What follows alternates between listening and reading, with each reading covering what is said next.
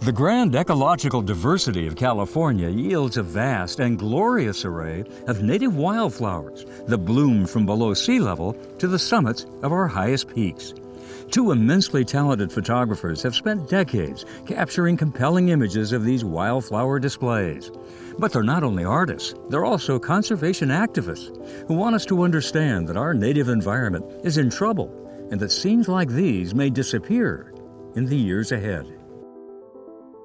And those two talented photographers are standing right here with me, Rob Badger and Nita Winter. It's so good to see you guys. I've been a huge fan of your work for a long time. And who's your advisor here? Oh, my advisor is Zorro. He's my art consultant and spiritual advisor. He helps me photograph, keeps my mind straight when I'm doing all these things. Well, listen, he's doing a good job, and so are you guys. And let's look at some of the photographs that you've taken of this incredible wildflower universe of ours here in California. And you do many other kinds of photography, but I really want to concentrate on wildflowers today. Your work is spectacularly beautiful. The wide shots, the tight shots, the artistry of it all is spectacular. Thank you. And you travel really basically all over California and the West doing this. Where do you like to go to photograph? Well, we do a lot of research to find out where the flowers are that particular time of the year. And especially if there are amazing wildflowers like this year in Death Valley, we certainly try to focus on that particular area. We also know that there are wildflowers in our backyards, in our public lands, right where we live, where everyone lives nearby. So we also focus on the smaller parks as well as the big, well-known ones. And when you're out there, I've seen photographs of your painstaking work out there. This takes some real effort, some real artistry in the setup of what you do as well, and to not harm the plants while you're out there. Yeah, everything, like Nita said, we do is on public land.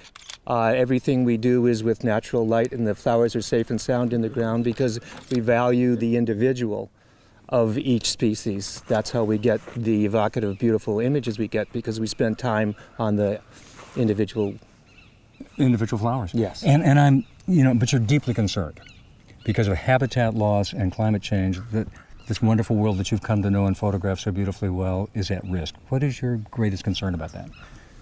Our greatest concern is that we're going to lose the beauty and the variety of species we have. People value beauty, they value nature.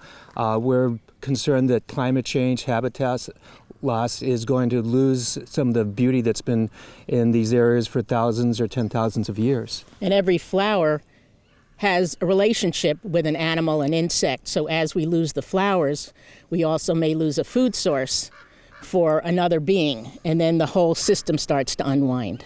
And so our responsibility in the years ahead is to enjoy the great beauty that you bring us, but also care for it, nurture it, do the things we've got to do to make sure that these plants and animals can thrive in the decades and generations ahead.